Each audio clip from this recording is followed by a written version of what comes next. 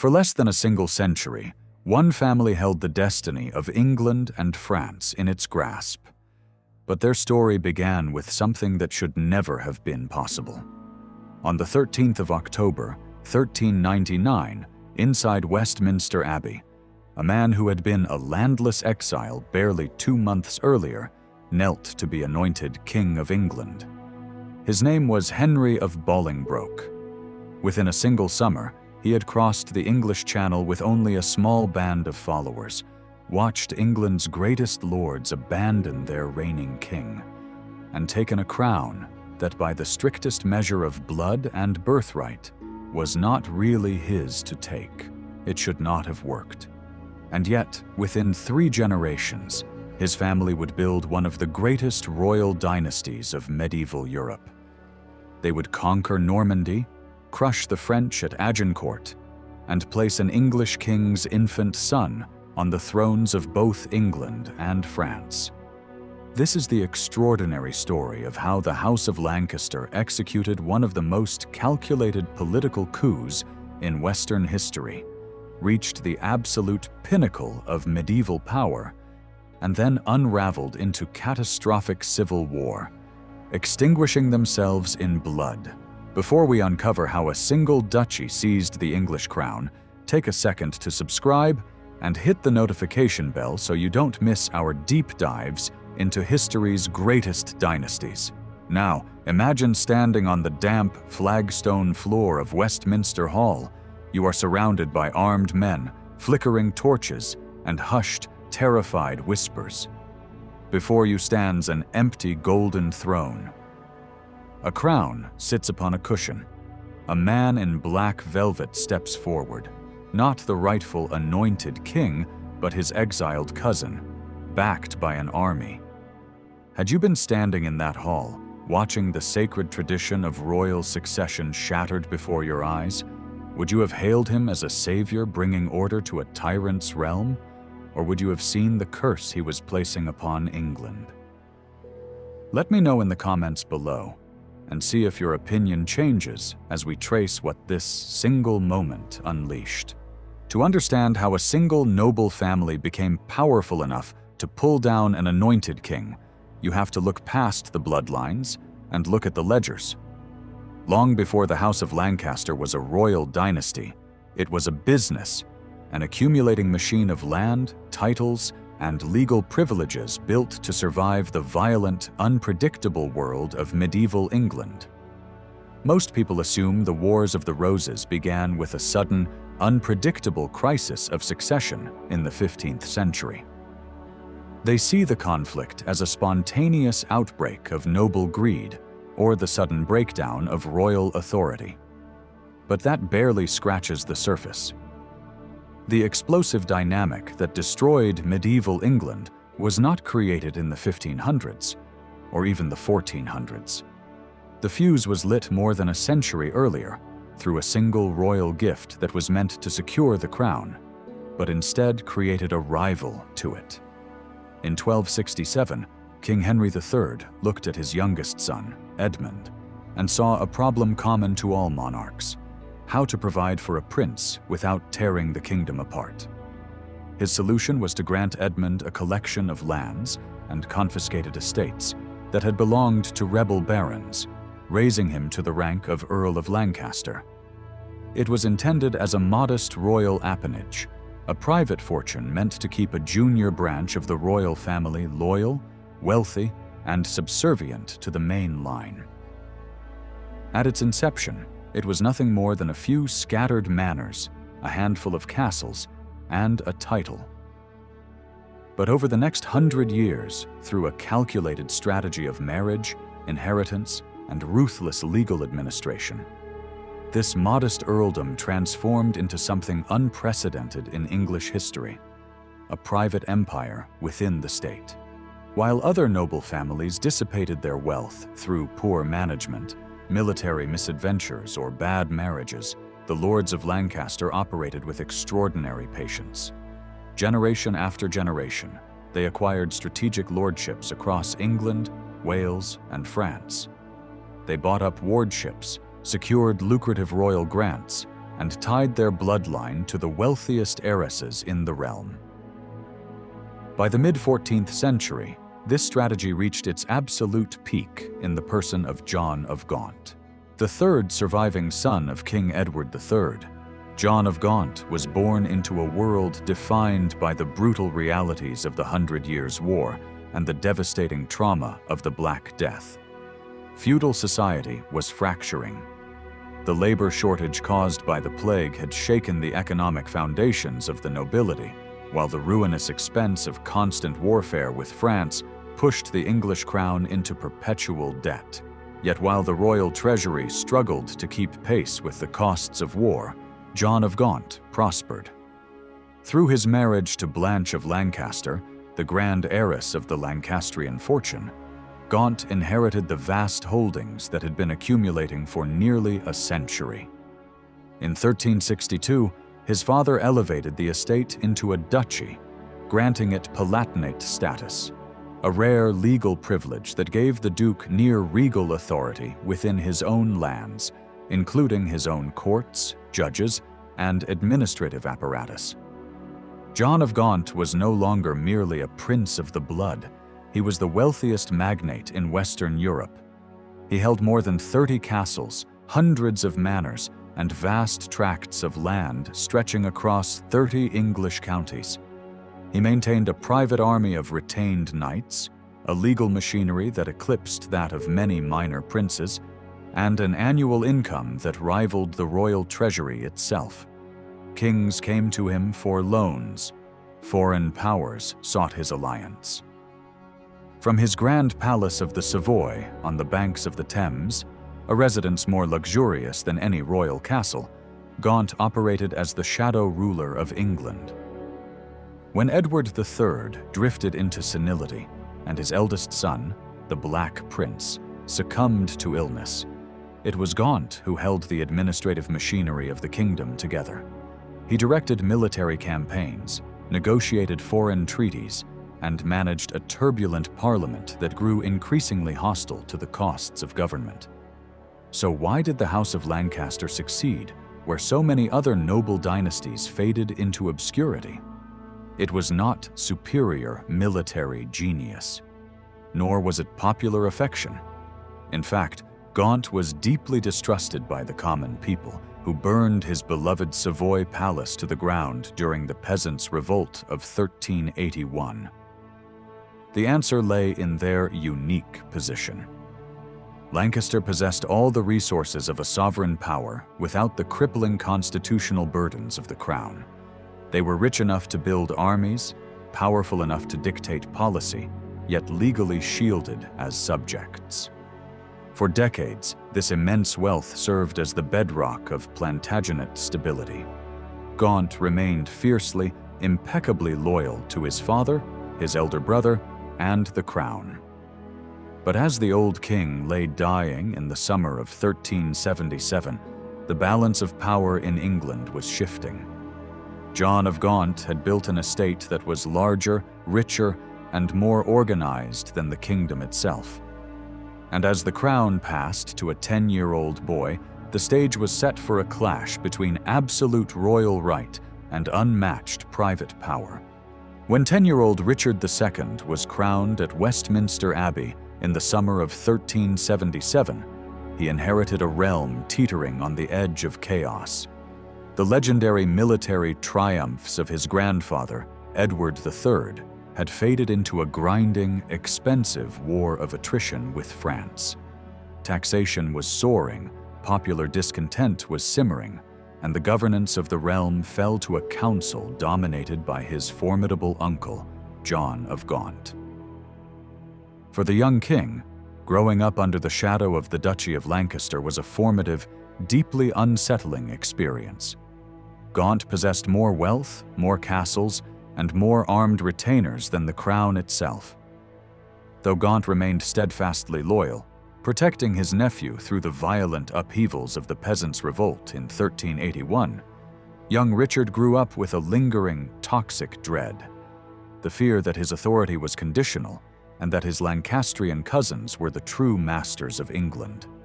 As Richard came of age, That fear curdled into an obsessive ideology. Richard II did not view kingship as a feudal contract based on mutual obligation between a lord and his magnates. He believed in absolute divine monarchism.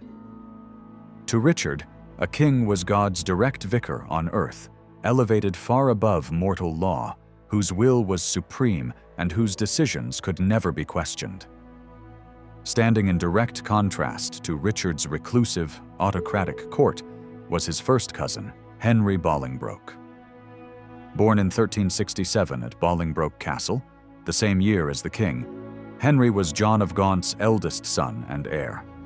Where Richard was sensitive, theatrical, and deeply suspicious of the traditional warrior nobility, Bolingbroke was the ideal medieval prince.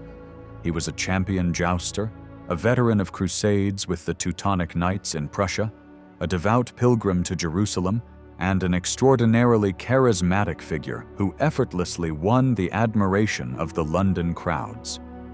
The fundamental incompatibility between Richard's divine paranoia and Bolingbroke's martial popularity made a future collision inevitable. The first major crack appeared in 1387. Exasperated by Richard's lavish spending, his reliance on corrupt court favorites, and his disastrous military management, a coalition of high-ranking nobles known as the Lords Appellant decided to intervene. Among them was the 20-year-old Henry Bolingbroke. Backed by armed forces, the Lords Appellant confronted the king, executed his closest advisors, and stripped him of his personal rule. Richard was left a crowned puppet, forced to watch his court dismantled. He yielded to every demand, signed every execution order, and feigned compliance. But behind his cold, placid exterior, Richard was nursing a terrifying resolve. He vowed that once he regained his power, those who had humiliated him would pay with their lives. Over the next decade, Richard played a patient, calculated game. He quieted the realm, built new alliances, and raised a brutal private army of Cheshire archers who answered to him alone. In the summer of 1397, the trap snapped shut. Richard arrested the senior Lords Appellant. Duke Thomas of Gloucester was quietly murdered in prison. The Earl of Arundel was publicly beheaded. The Earl of Warwick was exiled for life. Bolingbroke, who had tried to distance himself from the earlier rebellion, and whose father was vital to the stability of the state, was spared the executioner's block. But he knew he was living on borrowed time. Richard's court was now a place of terrifying unpredictability, where a single whisper could mean treason, and where no noble's title or property was safe. The final rupture came in the autumn of 1398. A private, poisonous quarrel erupted between Henry Bolingbroke and Thomas Mowbray, the Duke of Norfolk. Each accused the other of treason against the king. Under feudal law, there was only one way to settle such an accusation between high nobles: trial by combat. On September 16, 1398, thousands gathered at Coventry to watch the two greatest peers of the realm fight to the death. The armor was polished, the lances were locked, and the horses were spurred into a charge. Then, at the absolute climax of the spectacle, Richard II threw down his warder. He halted the duel. In a sweeping, unscripted display of absolute authority, Richard announced that he would judge the matter himself. He banished Norfolk for life. Bolingbroke was banished from England for 10 years. It was an extraordinary act of royal overreach. Richard believed he had found a bloodless way to break the Lancastrian threat forever. But to soften the blow and prevent John of Gaunt from revolting, Richard made a binding, solemn legal promise. When the aging Gaunt died, Bolingbroke would be permitted to claim his vast inheritance through legal proxies, guaranteeing that his rights as Duke of Lancaster remained intact. Bolingbroke bowed to his king and rode into exile in Paris. For 5 months, Richard believed he had achieved absolute security. But in February 1399, the catalyst that would destroy his reign occurred. John of Gaunt, the great Duke of Lancaster, passed away at the age of 58. With Gaunt's death, Richard II faced the defining crossroads of Plantagenet history. If he honored his royal word, Henry Bolingbroke would return as the Duke of Lancaster, the wealthiest, most powerful, and now deeply aggrieved man in Western Europe. If he broke his promise, he would commit an act of tyranny that threatened every landowner in the kingdom.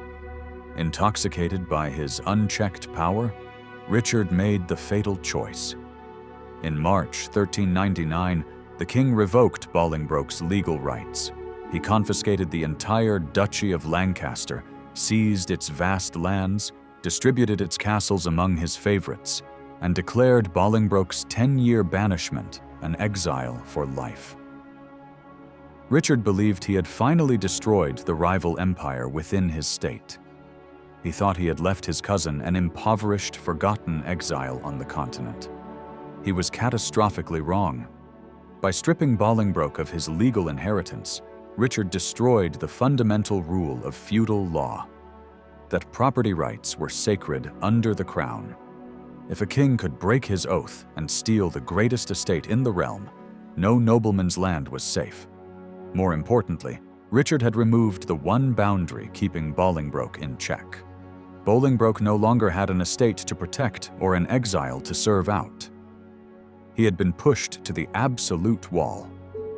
And in May 1399, when Richard naively sailed for Ireland to crush a minor tribal rebellion, leaving an exhausted, terrified, and deeply alienated England behind him, Henry Bolingbroke was already boarding a ship on the coast of France. In July 1399, a small fleet of ships anchored off the desolate coast of Ravenspur in Yorkshire. On board was Henry Bolingbroke, accompanied by a small band of exiled followers and barely 100 men-at-arms. He stepped onto English soil, not as a proclaimed king, but as a desperate claimant demanding the return of his stolen birthright, the Duchy of Lancaster. When Richard II sailed for Ireland weeks earlier, he had left the government of England in the hands of his uncle, the Duke of York, and a small council of loyalists. Richard believed the realm was secure, guarded by the terror of his Cheshire archers and the absolute authority of his crown. He was entirely blind to the sheer depth of hatred his tyranny had bred. As news of Bolingbroke's landing spread across the north, what began as a private reclamation transformed into an avalanche. The great northern magnates, most notably the Earls of Northumberland and Westmoreland, rallied to Henry's cause. They did not see an invader. They saw a savior. To the English nobility, if the king could arbitrarily strip the greatest lord in the realm of his inheritance, no man's property, title, or life was safe. Every mile Bolingbroke marched southward, his army swelled. Cities opened their gates. The common people, long burdened by Richard's arbitrary taxation and corrupt favorites, cheered his progress. The Duke of York, tasked with defending the king's government, took one look at the overwhelming support behind Bolingbroke, abandoned his post, and joined his nephew's ranks. By the time Richard II received word of the invasion in Ireland and frantically sailed back to Wales, his kingdom had already vanished beneath his feet. The king landed at Milford Haven to find his supporters deserting him by the thousands. Panic-stricken and stripped of his army, Richard fled north through the Welsh mountains, disguising himself as a friar, until he took refuge inside the massive stone walls of Flint Castle. It was at Flint Castle in August 1399 that the absolute monarch met his exiled cousin. Surrounded by thousands of Bolingbroke's troops, Richard stepped onto the courtyard wall. Bolingbroke knelt before him with formal deference, declaring that he had returned only to claim his legal inheritance and help the king govern the realm more wisely. But both men knew the truth. The divine right of kings had collapsed before the cold reality of military force. Richard was taken into custody and marched to London, not as a sovereign leading his court, but as a prisoner of his own subjects. By the time the procession reached the capital, Bolingbroke faced an unprecedented political problem. To simply restore Richard to the throne, while Bolingbroke ruled behind the scenes, was an impossible gamble. Richard had already proven that he would smile, nod, and wait years to take brutal vengeance on anyone who crossed him. But to dethrone an anointed king broke every sacred and legal rule that held medieval society together. Bolingbroke needed a solution that transformed a military coup into a lawful transition of power. On September 30th, 1399, Parliament convened in Westminster Hall, the great stone hall whose massive hammer-beam roof Richard himself had commissioned.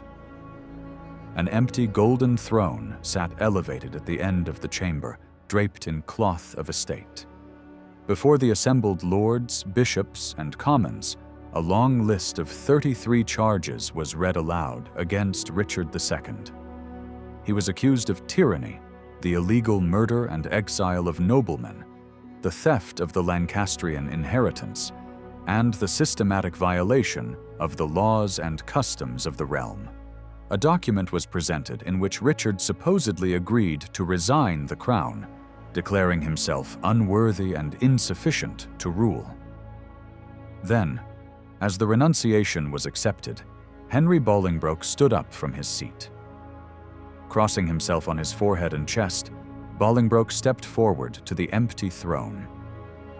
In clear, deliberate Middle English, rather than the traditional court French, he laid claim to the crown. He claimed it by right of royal blood descended from King Henry III, by the urgent need of the realm for good government, and by the sheer judgment of God demonstrated in his victory. Parliament acclamation echoed through the hall. On October 13th, 1399, Henry Bolingbroke was anointed and crowned in Westminster Abbey as King Henry IV, the first monarch of the House of Lancaster. Yet, behind the brilliant pageantry of the coronation lurked a terrifying reality. Richard II was still alive, locked away in the remote, bleak fortress of Pontefract Castle in Yorkshire. As long as a deposed, anointed king drew breath, Henry IV's crown would never be secure. Every disgruntled noble, every ambitious rival, and every foreign power now had a figurehead to rally around. In January 1400, the threat materialized. A group of Richard's remaining loyalists staged the Epiphany Rising, plotting to murder Henry IV and his sons during a tournament at Windsor. The plot was betrayed and crushed with ruthless speed, its leaders executed on the spot. The uprising made one thing brutally clear to the new king: Richard could not be allowed to live. A few weeks later, in February 1400, word reached London that Richard II was dead at Pontefract Castle, at the age of 33. The official report claimed the deposed king had fallen into a deep melancholy and starved himself to death. The reality was almost certainly far more calculated. Richard was quietly denied food and water in the dark, or murdered on the order of the new regime. To quell rumors that the king was still alive, Richard's body was brought to London. His face was left exposed from the forehead to the throat as he was carried through the streets, allowing thousands of onlookers to confirm that the last ruler of the main Plantagenet line was truly dead. Henry IV had achieved the impossible. Through a mixture of brilliant fortune, popular outrage, and political courage, he had overthrown an absolute monarch and secured the throne for the House of Lancaster. So why did this triumph carry the seeds of ultimate destruction? Because in taking the crown, Henry IV had shattered the myth of royal invincibility. He had demonstrated to every great noble in England that a king was not an unassailable vicar of God, but a man who could be challenged, judged, and replaced if a rival possessed enough silver and steel. The House of Lancaster had won the throne by force, and in doing so, They had condemned themselves to spend the next 80 years defending it against anyone who dared to follow their example. When Henry IV felt the holy oil touch his brow inside Westminster Abbey in October 1399, he believed he had reached the summit of his ambition. He was 32 years old, immensely wealthy, renowned across Europe as a formidable knight, and backed by a parliament that had declared him king. Yet, as the gold crown settled onto his head, Henry IV had not secured a kingdom. He had inherited a curse. By taking the throne through military force and deposing an anointed monarch, Henry IV had shattered the sacred foundation upon which all royal authority rested. Medieval kingship was built on a single, unshakable belief: that the king was chosen directly by God, elevated far above mortal judgment. By proving that a king could be challenged, judged, and overthrown, Henry had exposed royal power as nothing more than a prize to be seized by the strongest sword. Every noble family in England now watched the new king with a cold, calculating eye. If a junior prince could steal the crown, why couldn't they? Within months of his coronation, the illusion of a peaceful Lancastrian reign shattered. The first major blow struck not from the English courts, but from the rugged mountains of Wales. In September 1400, a Welsh nobleman named Owain Glyndwr declared himself the rightful Prince of Wales and launched a ferocious, systematic war of independence against English rule. Glyndwr burned English towns, ambushed royal garrisons, and used the harsh Welsh terrain to evade every heavy army Henry IV sent to crush him.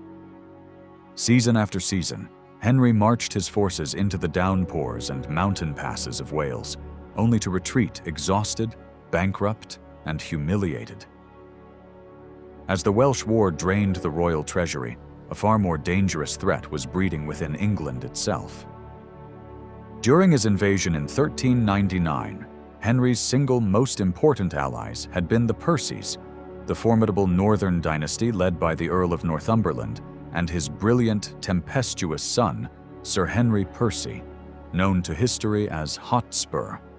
The Percys had held the northern border against the Scots, secured Henry's victory, and expected to be rewarded with absolute dominance over royal policy and vast grants of gold. Instead, they found a king who was perpetually broke, struggling to pay his soldiers, and deeply reluctant to surrender power to his overmighty subjects. The rift widened into open hatred over money and prisoners. After Hotspur won a brilliant victory against the Scots at Homildon Hill in 1402, capturing a haul of wealthy Scottish lords, Henry IV demanded the high-value hostages be surrendered to the crown. Hotspur refused. When Henry also refused to ransom Hotspur's brother-in-law, Edmund Mortimer, who had been captured by Glyndwr in Wales, the Percy family reached a terrifying conclusion. They had built the House of Lancaster. Now, they would tear it down. In the summer of 1403, the Percys forged a treasonous alliance with Owain Glyndwr and Edmund Mortimer, who possessed a hereditary claim to the throne superior to Henry IV's own. Their plan was breathtakingly ambitious.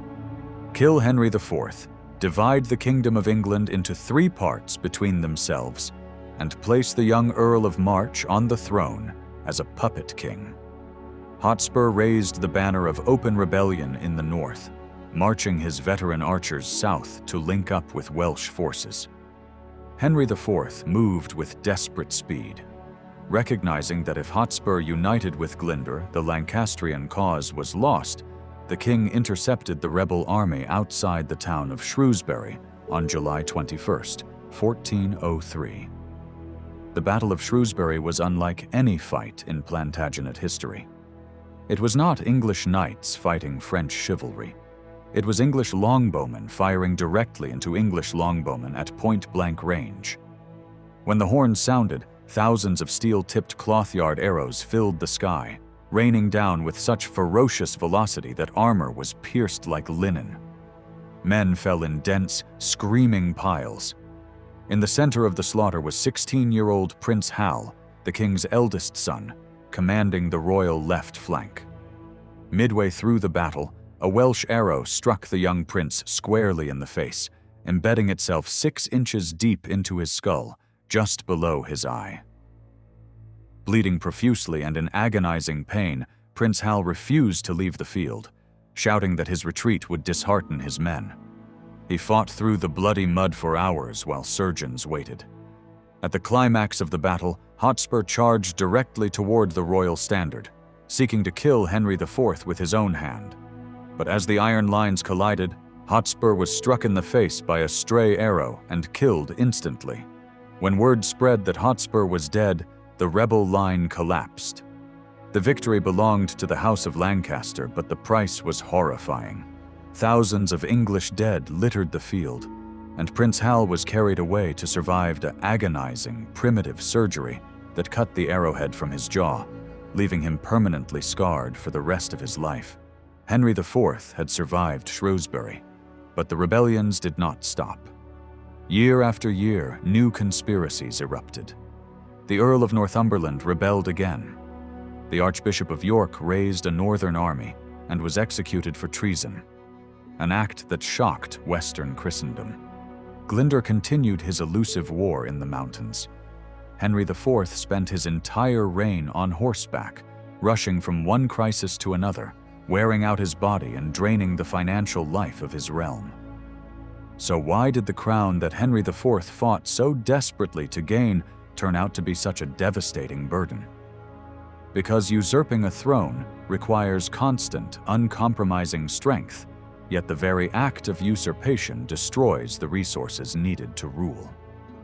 To keep his lords loyal, Henry was forced to bribe them with royal lands and privileges, steadily weakening the crown's long-term authority.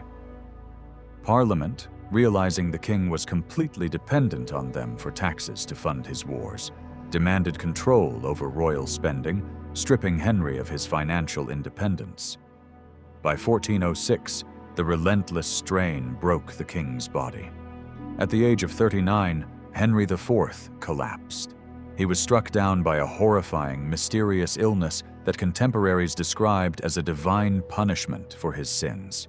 His skin erupted in painful, disfiguring lesions. His legs became inflamed and paralyzed.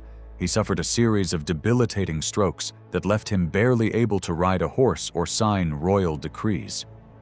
As the king withered into a paranoid, bedridden recluse, the governance of the kingdom drifted into the hands of his eldest son, Prince Hal. The young prince, hardened by years of brutal war in Wales and matured by his ordeal at Shrewsbury, possessed an aggressive, dynamic vision for England. He wanted to end the endless domestic squabbling, rebuild the royal finances, and reassert English power on the European stage. A bitter, tragic power struggle developed inside the royal apartments. The dying king, tormented by guilt over the murder of Richard II and terrified that his son was trying to depose him, clung desperately to power from his bed. Hal and his counselors practically ran the state, pushing the king into isolation.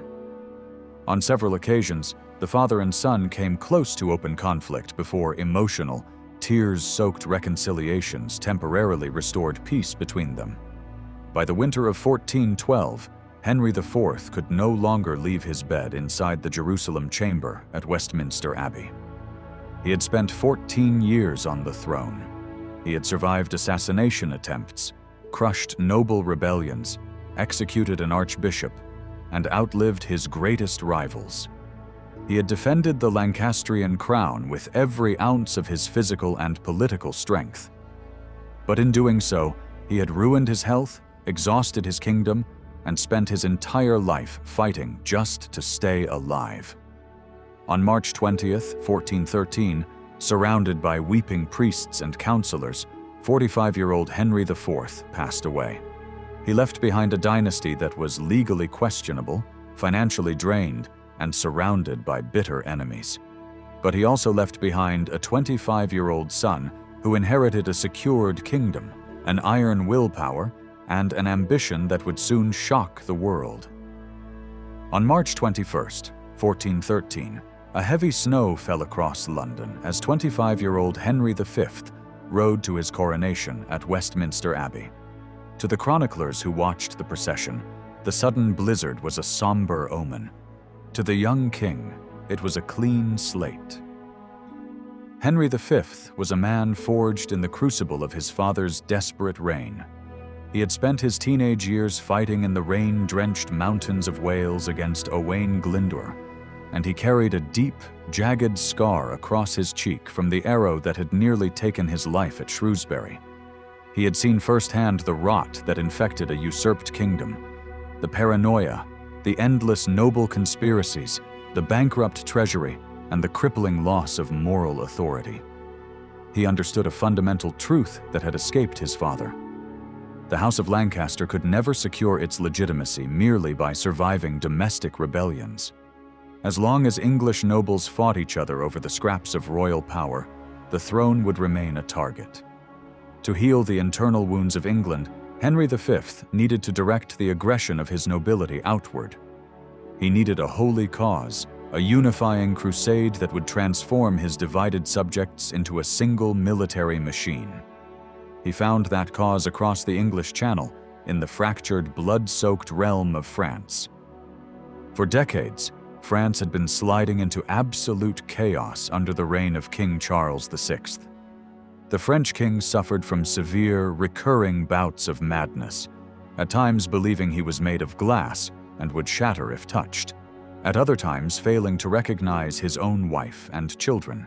In the vacuum left by his insanity, two powerful royal factions, the Armagnacs and the Burgundians, plunged France into a vicious civil war, assassinating rivals in the streets of Paris and leaving the French kingdom defenseless. To Henry V, the madness of the French king and the ruin of France were not mere political opportunities. They were signs of divine judgment. Henry was a fanatic of order, justice, and religious devotion. He believed with absolute certainty that the Treaty of Bretigny, signed decades earlier under Edward III, which had granted the English crown vast lands in Aquitaine and Normandy, was a sacred legal contract that the French had unlawfully broken. In Henry's mind, his claim to the French throne was not an ambitious gamble, but a moral duty. Before he could cross the Channel, however, Henry had to complete a delicate, masterly campaign of domestic reconciliation. He knew that to wage a grand war abroad, he needed peace at home. He began by offering a broad amnesty to his father's former enemies. He restored the estates of the Percy family, bringing the young heir of Hotspur back from exile. He released his cousin, Edmund Mortimer, the Earl of March, who possessed a superior hereditary claim to the throne, from honorable confinement, treating him with trust and dignity. In a powerful act of symbolic healing, Henry V had the body of the murdered Richard II exhumed from its obscure grave at Langley and reburied with majestic royal honors inside Westminster Abbey, alongside Richard's beloved queen. By honoring the king his father had deposed, Henry signaled to the realm that the bloody feuds of 1399 were buried in the past. Yet beneath his pious, magnanimous exterior lay an iron ruthlessness that tolerated zero dissent. In early 1414, a sudden religious uprising broke out in London led by the Lollards, a violent, radical heresy movement headed by Henry's former companion, Sir John Oldcastle. The Lollards plotted to kidnap the king during a Christmas pageant and overthrow the church hierarchy. Henry acted with cold, terrifying speed, surrounding the rebels before they could gather, crushing the revolt in a single night, and hanging or burning its leaders. A year later, in July 1415, as Henry assembled a massive invasion fleet at Southampton, the final shadow of domestic treason reared its head. A small group of conspirators, led by the Earl of Cambridge and Lord Scrope, hatched the Southampton plot. Financed by French gold, they intended to assassinate Henry V on the docks and proclaim Edmund Mortimer king. But Mortimer himself, bound by Henry's trust, went directly to the king and revealed the plot. Henry did not hesitate. Within days, the conspirators were tried, condemned, and beheaded outside the walls of Southampton. The message was unmistakable. The king was merciful to those who submitted, but anyone who threatened the stability of the realm would be eradicated without pity. On August 11th, 1415, Henry V set sail for France with a fleet of over 1,500 ships, carrying 12,000 men, an army of knights, men-at-arms, and above all, thousands of disciplined English and Welsh longbowmen. The invasion began at the mouth of the Seine, where Henry laid siege to the formidable port fortress of Harfleur. The siege proved to be an absolute nightmare. For 5 weeks under a blazing summer sun, the English artillery battered the stone walls, but the French defenders fought with desperate bravery. Inside the English camp, disaster struck. The damp salt marshes bred dysentery, known as the bloody flux. Men withered and died in their hundreds, their guts turned to water. By the time Harfleur finally surrendered in late September, Henry had lost over a third of his army to disease and exhaustion.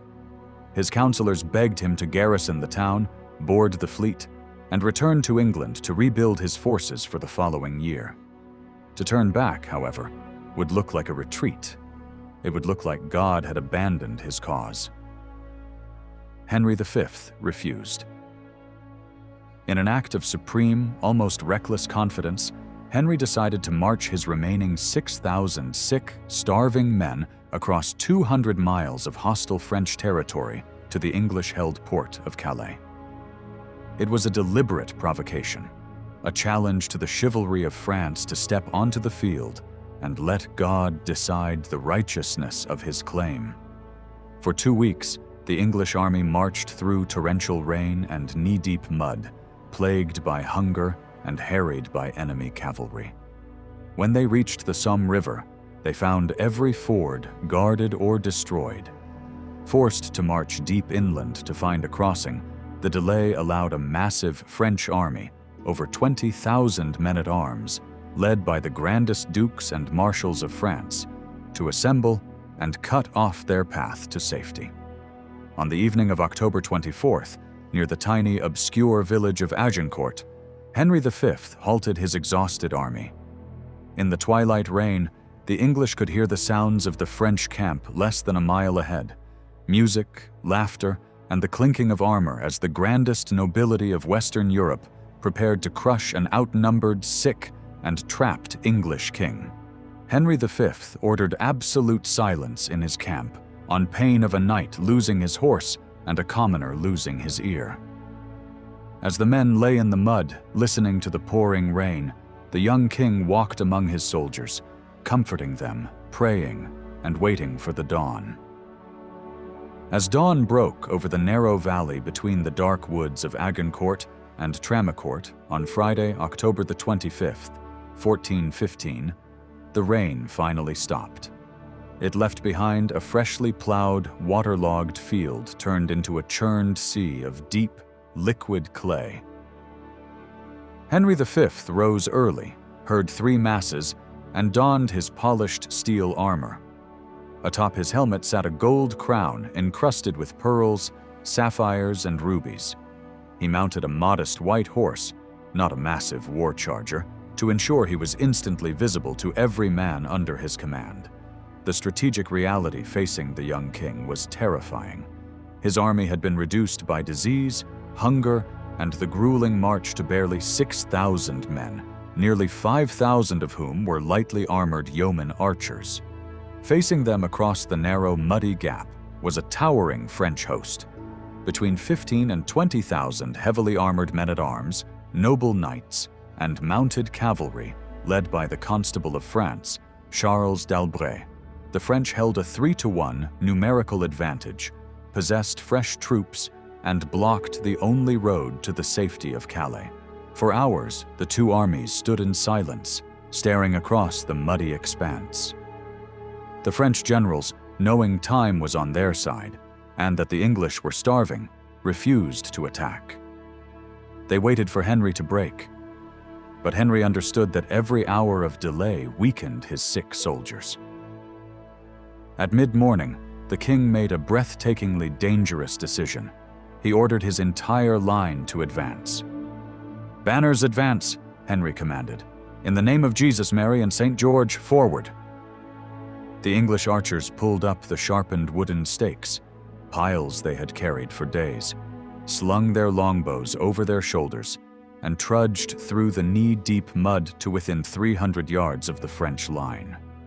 It was an extreme gamble.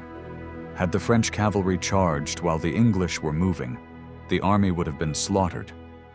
But the French sat frozen in awe, watching the English reset their defensive line, replanting their angled wooden stakes into the soft earth to create a hedgehog barrier against horses.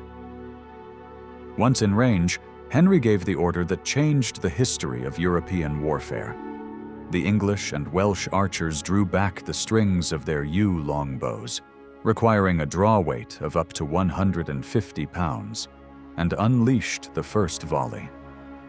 A dark, whispering cloud of thousands of steel-tipped bodkin arrows arced into the sky and rained down upon the French ranks.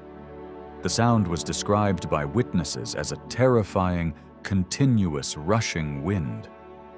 Arrows rattled off steel visors, pierced mail, and tore into unarmored war horses. Provoked into a frenzy by the stinging hail of arrows, the elite French heavy cavalry on the flanks spurred their chargers into a frantic gallop. It was a fatal miscalculation. The horses struggled through the thick, liquid mud, losing momentum with every stride. As they slammed into the wall of pointed wooden stakes before the English archers, the line buckled. Wounded, panicking horses reared, threw their riders, and bolted backward into the advancing ranks of their own main infantry division.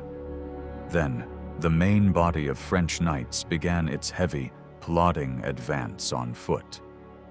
Disdaining the archers and seeking the glory of capturing the English king, thousands of French men-at-arms packed tightly into the narrow gap between the two woods.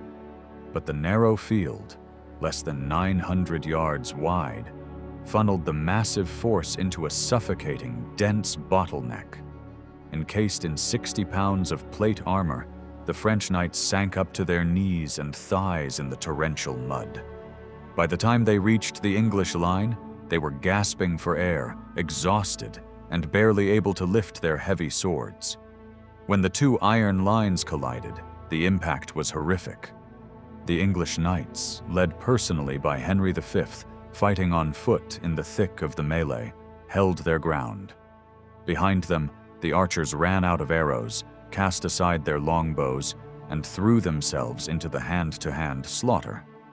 Armed with lead-weighted mallets, daggers, axes, and the broken stakes, the unarmored, nimble yeomen slipped around the clumsy, mud-bound French knights, knocking them off balance and driving thin blades through eye slits and vulnerable armor joints.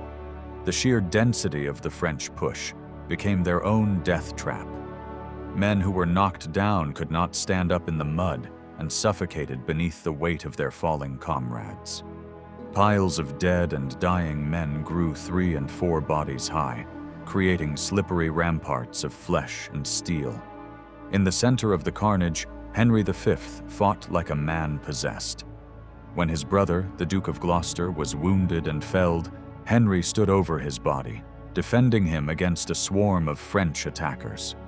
A French knight, the Duke of Alençon, fought his way to Henry and struck the king on his helmet with an axe, shearing off a point of his golden crown before Henry's bodyguards cut Alençon to pieces. After 3 hours of savage, breathless butchery, the main French divisions were utterly shattered. Thousands of French nobles lay dead, while thousands more, including the Dukes of Orleans and Bourbon, were taken prisoner, disarmed, and stacked on the field.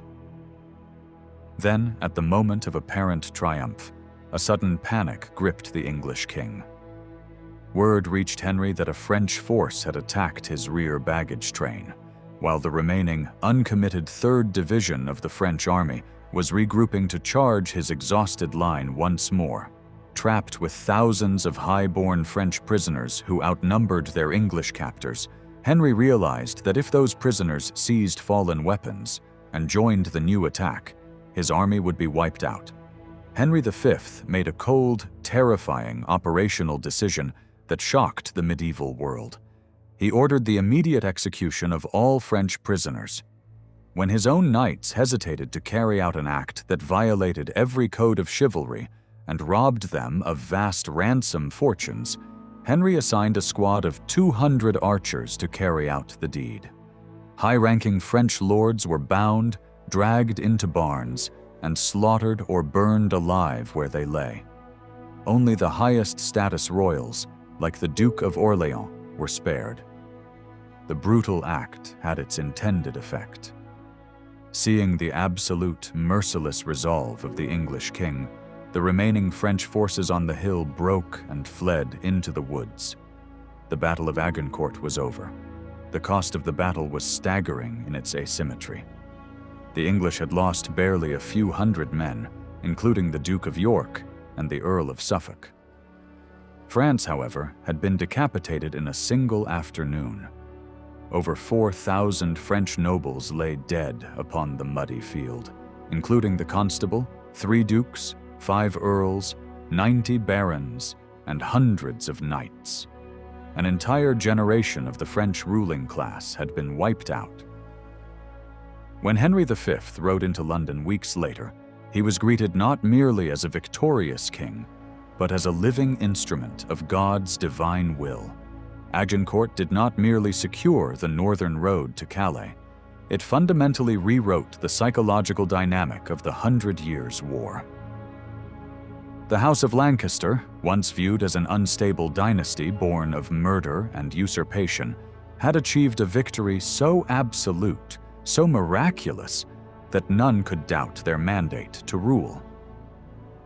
Henry V had proven his point to the world with blood and steel.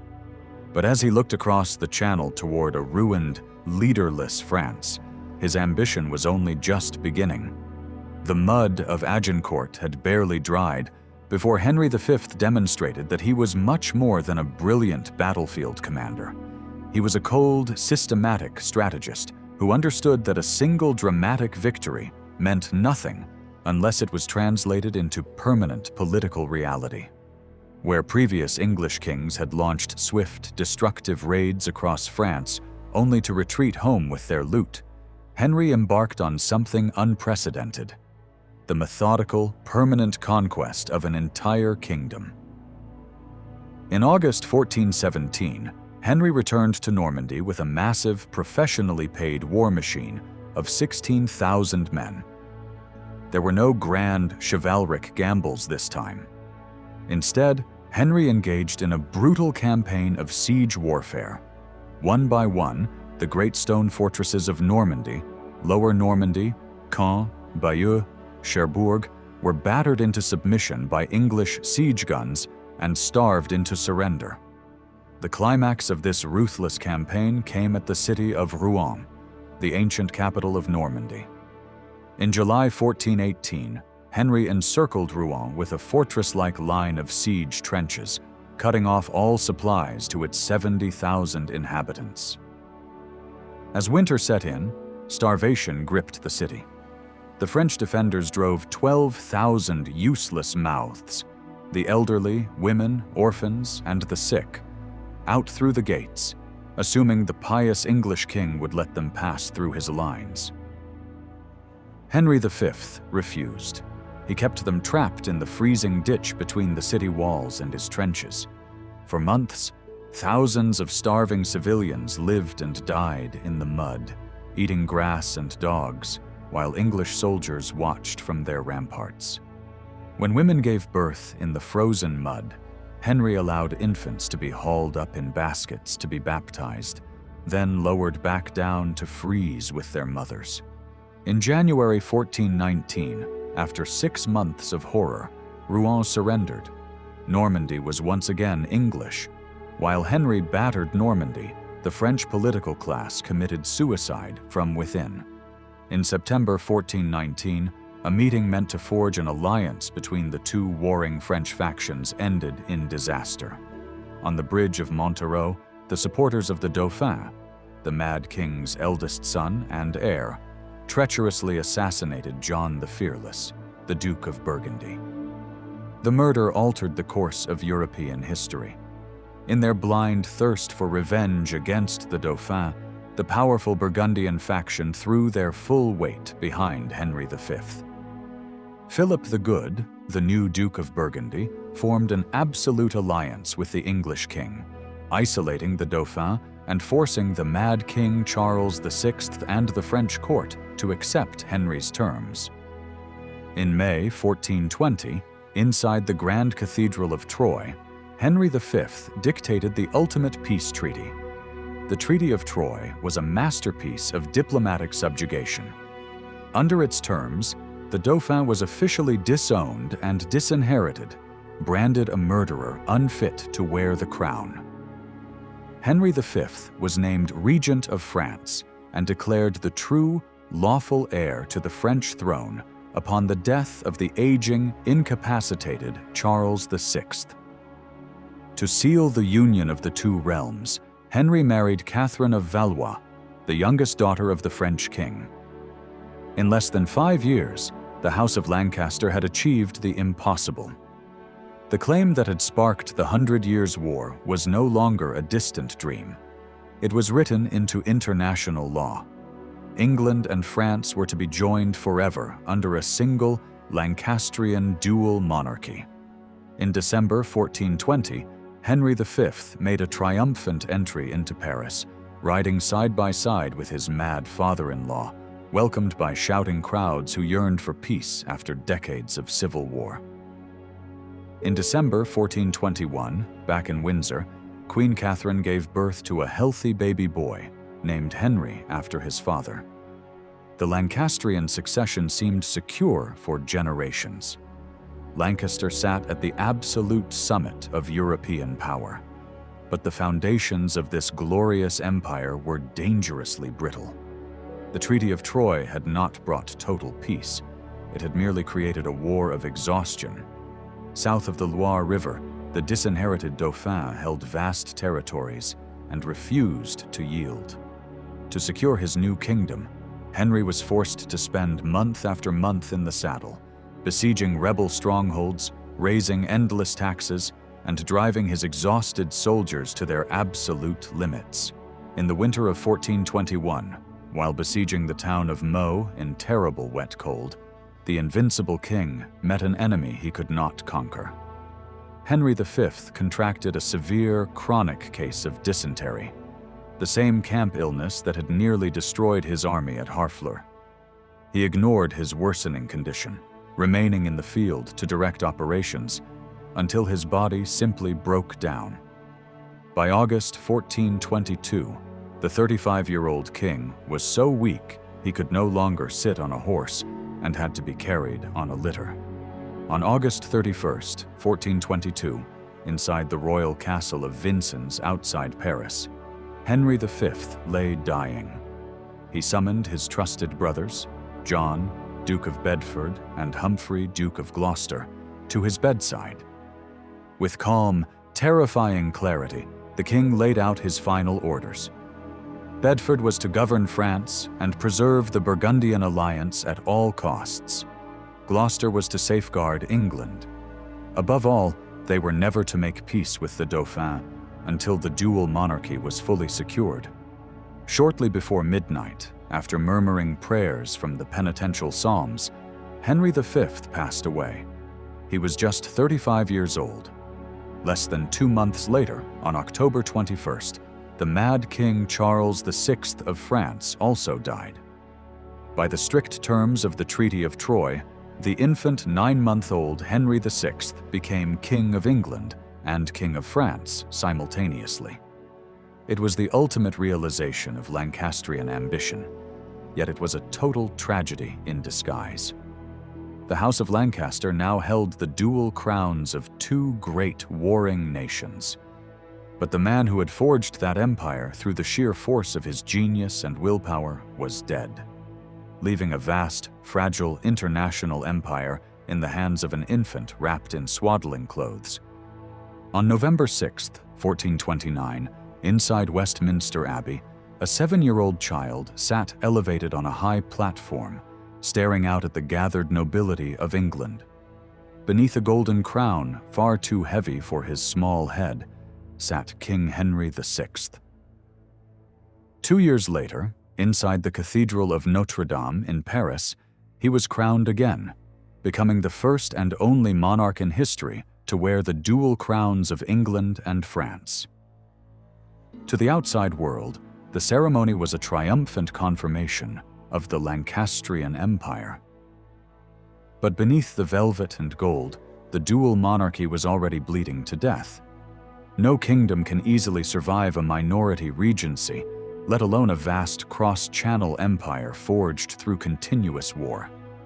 By dying at 35, Henry V had left his legacy in the hands of his 2 surviving brothers, John, Duke of Bedford, and Humphrey, Duke of Gloucester. Bedford was a man of extraordinary administrative and military talent, who governed English France with tireless dedication from Paris. Gloucester, governing England as protector, was ambitious, volatile, and constantly at war with his uncle, Cardinal Henry Beaufort, the vast, wealthy prelate who controlled the royal finances. For over 2 decades, the Lancastrian state functioned through an uneasy, tense equilibrium. Bedford held the front lines in France, while Beaufort and Gloucester squabbled over money and power at home. Yet, despite these divisions, as long as Bedford commanded the English armies, the conquests of Agincourt held firm. By 1428, English forces had advanced south to the Loire River, laying siege to the strategic city of Orléans. If Orléans fell, the lands of the disinherited Dauphin would be completely wide open, and the dual monarchy would be fully realized. Then, in the spring of 1429, a miracle occurred that shattered the Lancastrian dream forever. Out of the rural hamlets of Domremy stepped an illiterate 17-year-old peasant girl named Joan of Arc. Claiming to hear the voices of Saint Michael, Saint Catherine, and Saint Margaret, Joan declared that God had sent her to drive the English out of France and lead the Dauphin to his rightful coronation at Reims. To the English commanders, she was a lunatic or a witch, but to a terrified, demoralized French population, she was a divine instrument. Joan brought a fierce, apocalyptic energy to the French cause. In May 1429, she rallied the French garrison at Orléans, shattered the English siege lines, and sent the veteran English army fleeing in panic. Weeks later, she led the Dauphin through deep English-controlled territory to Reims, where he was anointed as King Charles VII. Though Joan was eventually captured by the Burgundians, sold to the English, and burned at the stake in Rouen in 1431, the psychological damage she inflicted was irreversible. The French nation had awakened. The belief that God favored the English cause, a belief built on the miracle of Agincourt, was permanently broken. The ultimate catastrophe struck the Lancastrian Empire in 1335.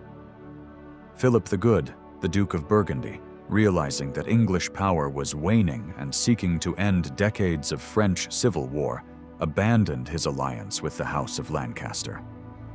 At the Congress of Arras, Burgundy made peace with Charles VII. Days later, John, Duke of Bedford, the brilliant regent who had held English France together for 13 years, died in Rouen, broken by exhaustion.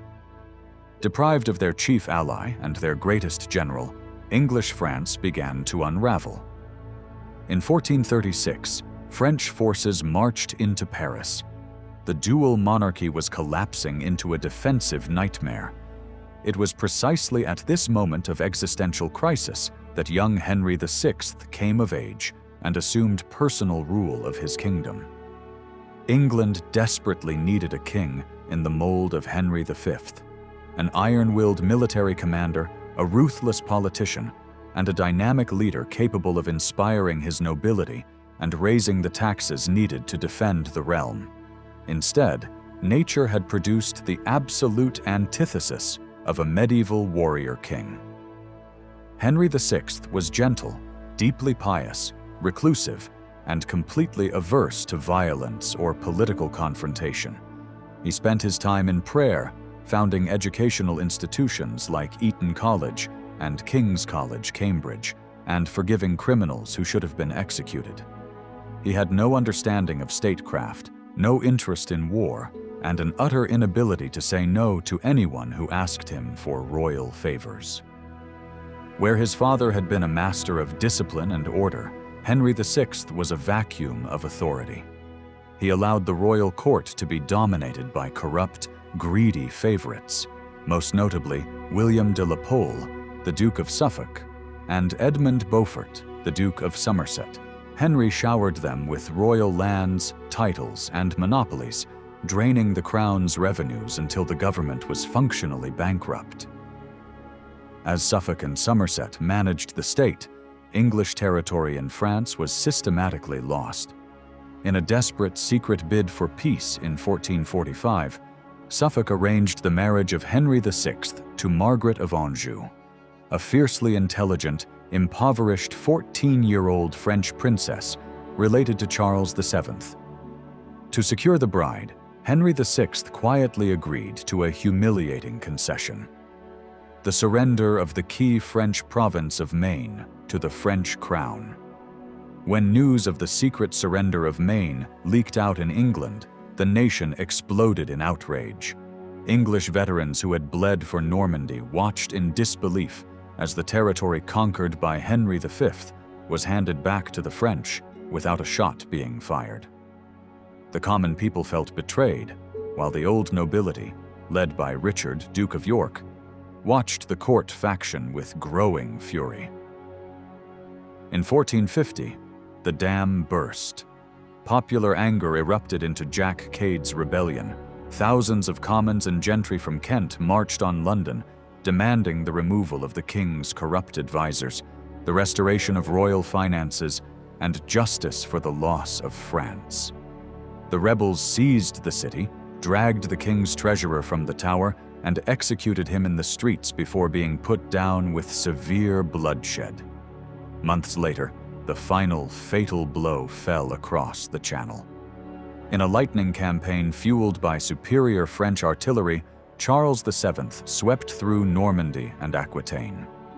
At the Battle of Castillon in July 1453, the legendary English commander John Talbot was killed, and the last English army in France was annihilated. Bordeaux fell.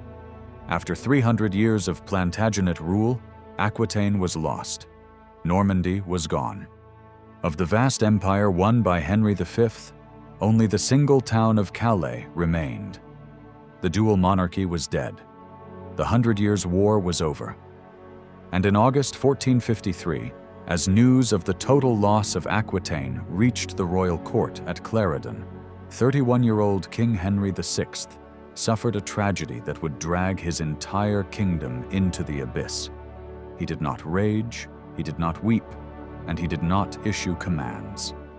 His mind simply snapped. Henry VI sank into a profound, terrifying, catatonic stupor. He could not speak, he could not walk, he could not recognize his own wife, and he could not hold his head up without support. When Queen Margaret gave birth to his long-awaited son and heir, Edward of Westminster, in October, the king stared at the infant with blank, unseeing eyes, completely unaware that a child had been born to carry the Lancastrian line. The House of Lancaster had lost an empire abroad. Now, with an incapacitated king on the throne, the stage was set for a savage, bloody war for the crown at home. With the king reduced to a silent, unblinking shell, the realm of England hung in a terrifying paralysis. Government ground to a halt, royal decrees went unsigned, and private feuds erupted into armed clashes across the countryside. The vacuum of power demanded a leader, but the royal court was split by a bitter, irreconcilable divide. On one side stood Queen Margaret of Anjou, desperate to preserve royal authority for her newborn son, Edward, and supported by her close ally, Edmund Beaufort, Duke of Somerset. On the other side stood Richard, Duke of York, the wealthiest nobleman in England, a veteran commander of the French wars, and the man holding the strongest hereditary claim to the throne after the king himself. York was a prince of the blood descended from two sons of Edward III, Lionel of Antwerp, the second surviving son, through his mother, and Edmund of Langley, the fourth son, through his father. By blood and prestige, York considered himself the rightful chief advisor to the crown. He viewed Somerset as a corrupt, incompetent favorite responsible for the disastrous loss of Normandy and Aquitaine. In March 1454, as the king's stupor dragged into its 7th month, Parliament appointed Richard of York as Lord Protector of the realm.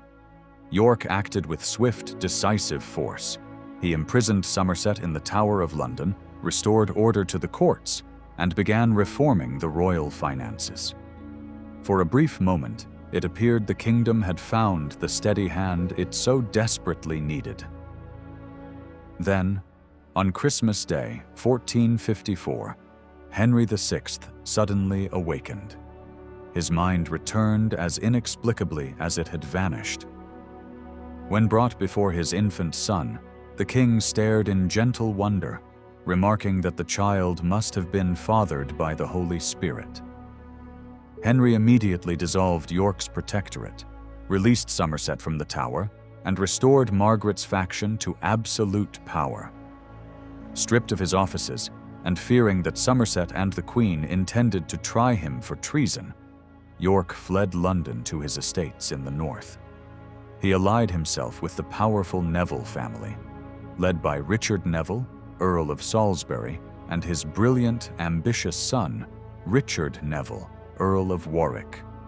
The political feud had finally outgrown the council chamber. The time for petitions was over. On May 22, 1455, the two factions met in the narrow streets of St. Albans, 20 miles north of London. York and the Nevilles marched south with 3,000 men, blocking the road of the king, Somerset, and the royal court.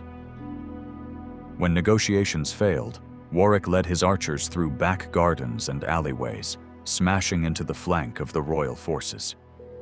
In the bloody street fighting that followed, Somerset was cornered outside an inn and hacked to death. The Duke of Northumberland and Lord Clifford, key allies of the Queen, were also killed. Henry VI was found standing under a tree, wounded in the neck by a stray arrow, his advisors dead around him.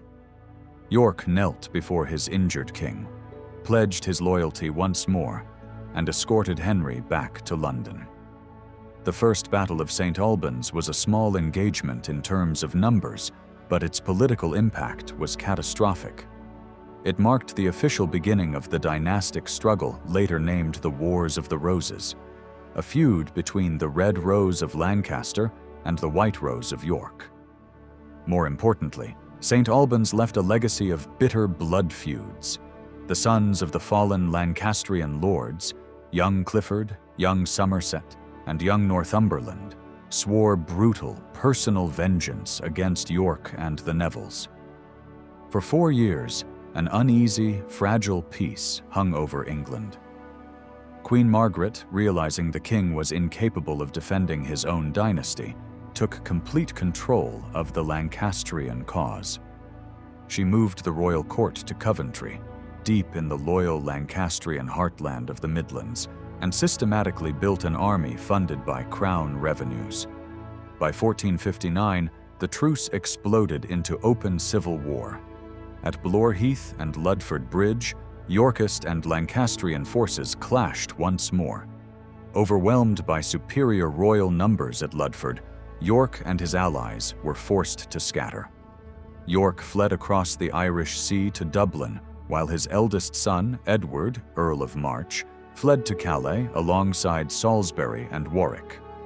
Warwick, soon to be known across Europe as the Kingmaker, was a master of propaganda and naval strategy. Operating from the fortress of Calais, he built a fleet, raided the English coast, and won the support of the London merchants. In June 1460, Warwick and young Edward of March landed in Kent with a fresh army and marched into London to roaring cheers.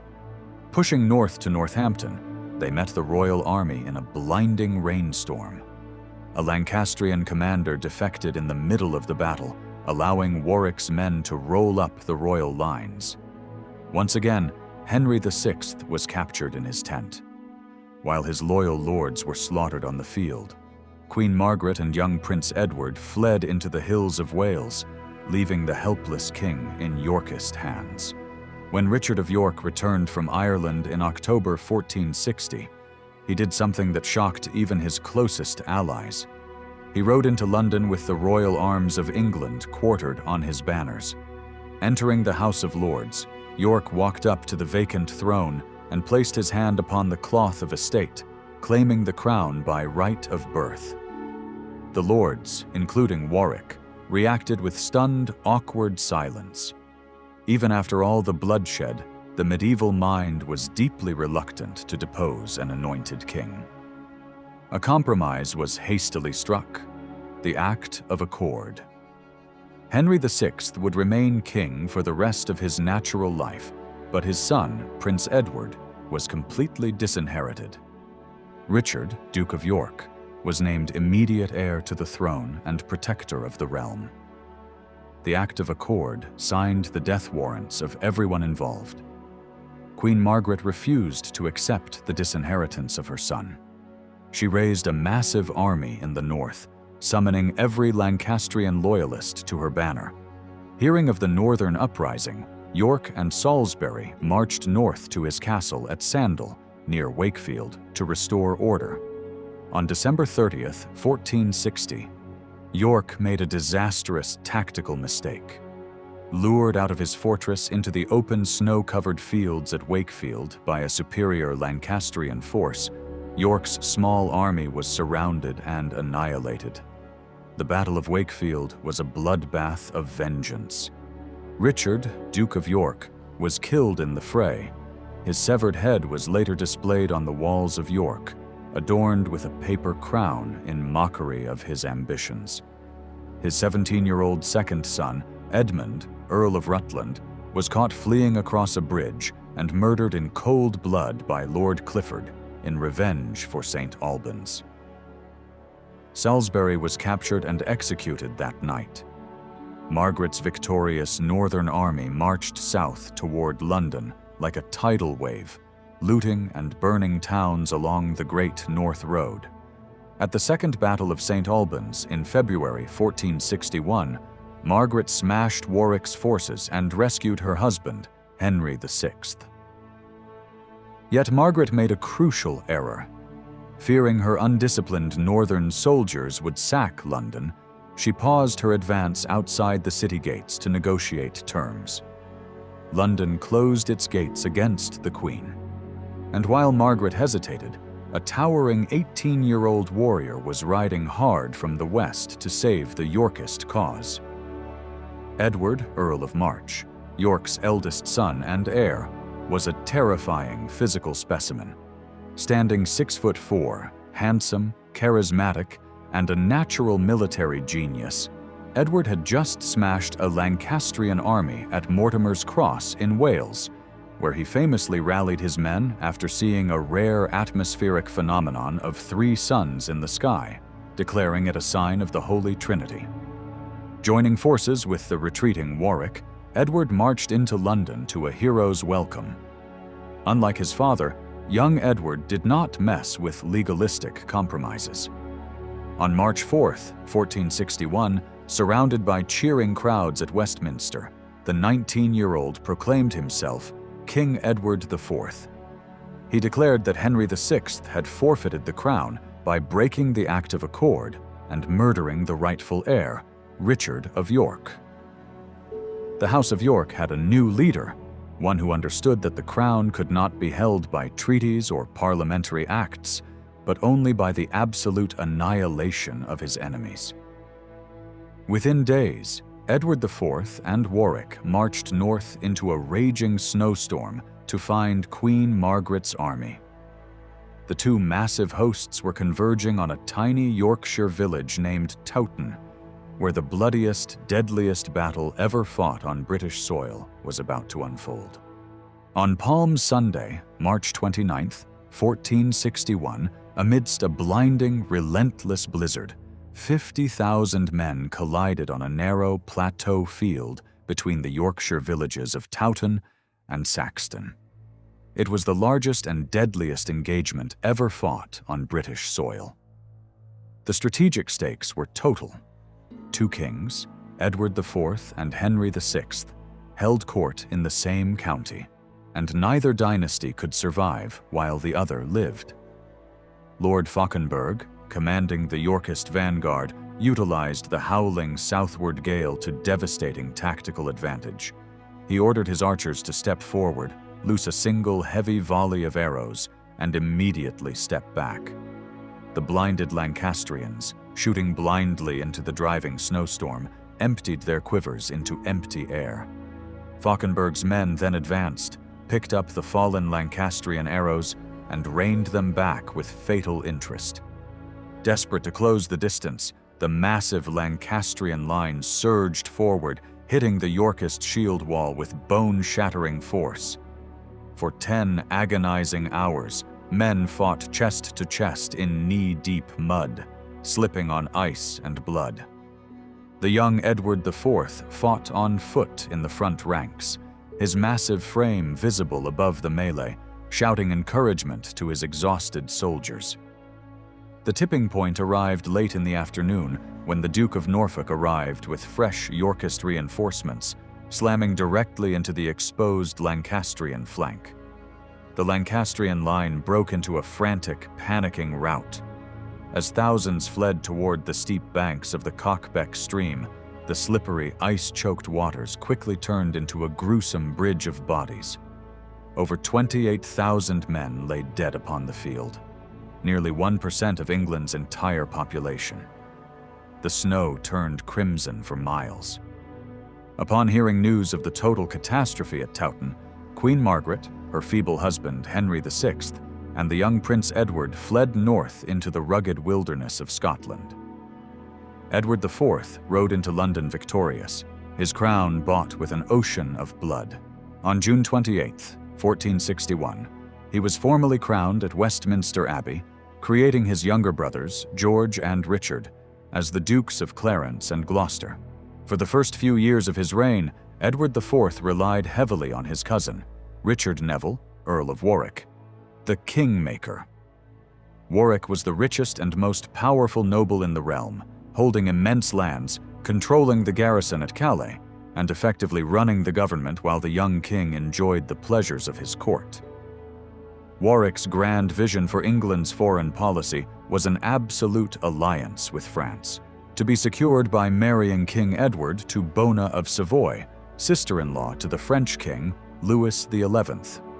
In September 1464, as Warwick finalized the royal marriage negotiations in Paris, Edward IV dropped a devastating bombshell on his council.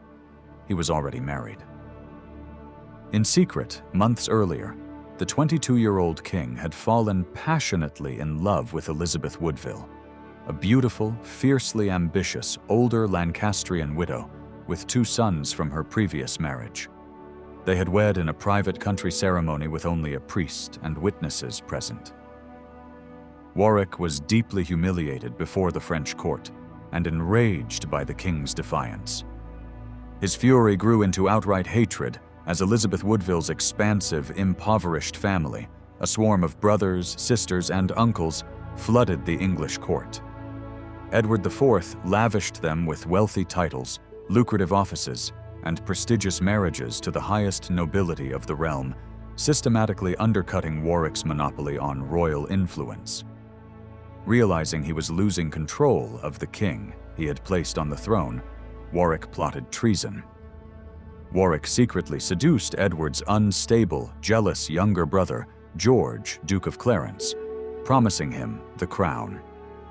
In 1469, Warwick and Clarence launched an armed rebellion in the north, defeated the king's forces at the Battle of Edgecote, and actually captured Edward IV, holding him prisoner at Middleham Castle. However, Warwick quickly realized he could not rule without the king. The English nobility refused to cooperate with a usurping earl, and widespread lawlessness erupted across the country. Reluctantly, Warwick was forced to release Edward IV, pretending the entire kidnapping had been a misunderstanding. The reconciliation was brief. By early 1470, after another failed plot was uncovered, Warwick and Clarence were forced to flee across the Channel to France. In France, the master diplomat King Louis XI, known as the Universal Spider, devised an extraordinary, desperate scheme to destroy Edward IV. Louis brought together two bitter, sworn enemies who hated each other with every fiber of their being: Richard Neville, Earl of Warwick, and Margaret of Anjou, the exile queen of the House of Lancaster. Warwick knelt before the woman whose husband he had deposed, whose friends he had killed, and whose son he had disinherited, begging for her forgiveness. A toxic pact was sealed. Warwick's younger daughter, Anne Neville, was married to Margaret's son, Prince Edward.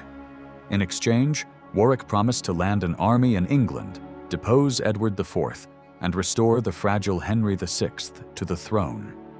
In September 1470, Warwick's invasion fleet landed in England. Caught completely off guard by a sudden rebellion in the north and the defection of Warwick's brother, Lord Montague, Edward IV was forced to flee for his life. Taking ship from Norfolk with only a handful of loyal followers, including his devoted 17-year-old brother, Richard, Duke of Gloucester, Edward escaped across the stormy North Sea to the Netherlands. Warwick marched into the Tower of London, pulled the frail, bewildered Henry VI from his prison room, dressed him in faded velvet, and restored him to the throne.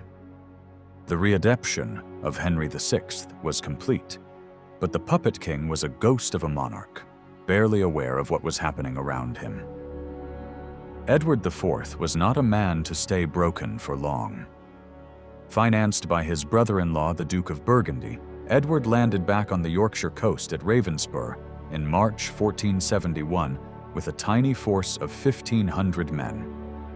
As he marched south, his charisma, military reputation, and tactical cunning drew thousands to his banner. In a crucial tactical blow to Warwick, Edward secretly reconciled with his brother, George of Clarence, who abandoned the kingmaker and brought his army back to the Yorkist cause. On Easter Sunday, April 14th, 1471, in a thick, eerie fog near Barnet, north of London, Edward IV met Warwick on the battlefield. In the confusing mist, the Lancastrian lines accidentally attacked their own reserves, causing shouts of treason to echo through their ranks. As the Lancastrian army dissolved into chaos, Warwick fled toward the woods, but was ridden down by Yorkist men-at-arms, stripped of his armor, and killed. The kingmaker was dead. On the very day of the Battle of Barnet, Queen Margaret and her 17-year-old son, Prince Edward, landed at Weymouth with fresh French troops.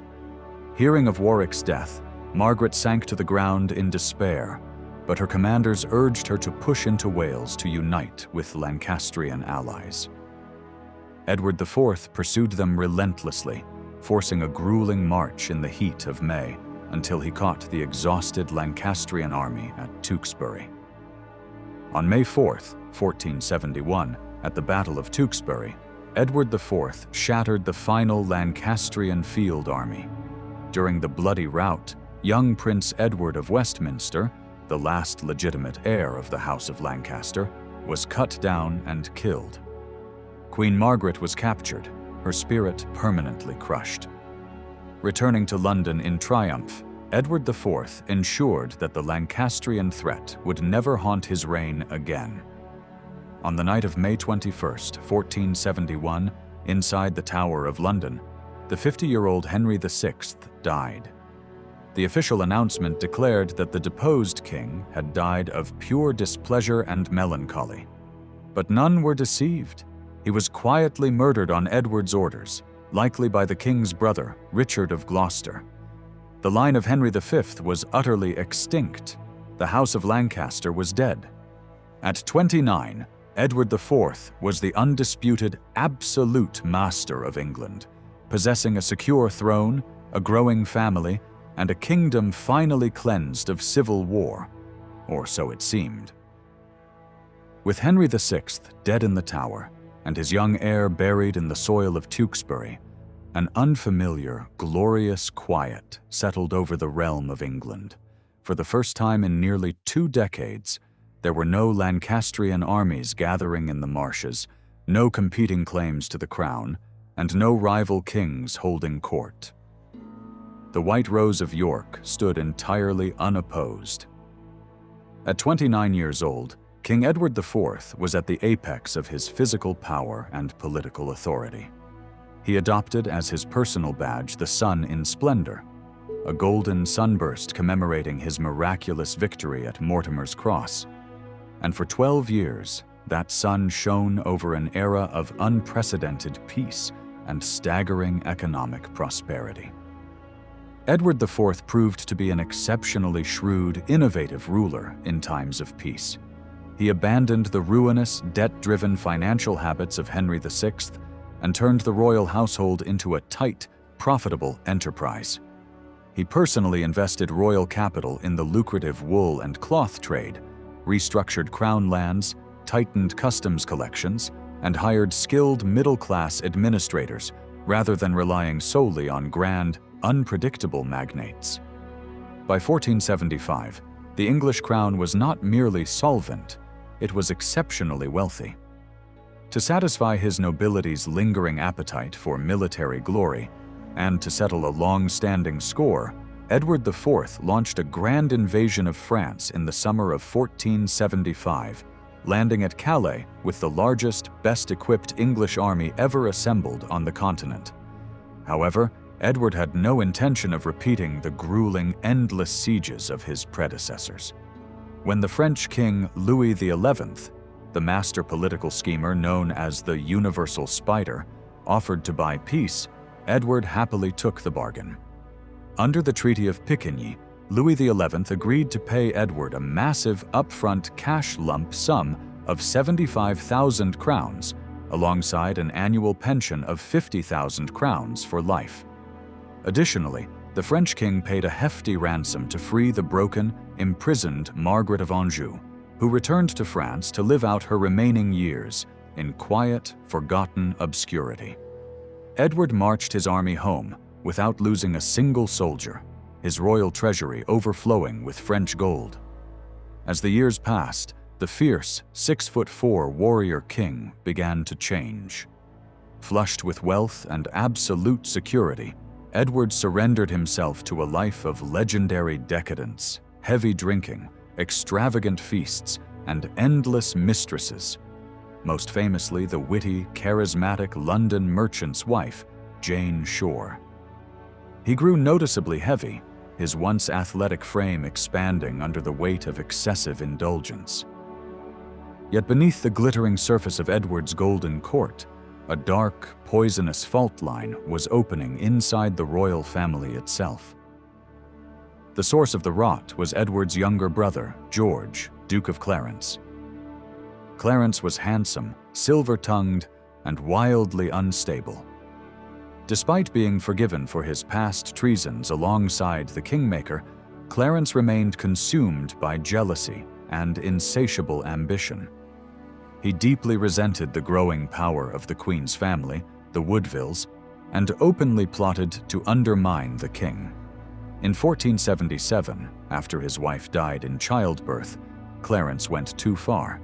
He illegally seized one of his wife's elderly servant women, accused her of poisoning her mistress with dark magic, and had her hanged after a sham trial.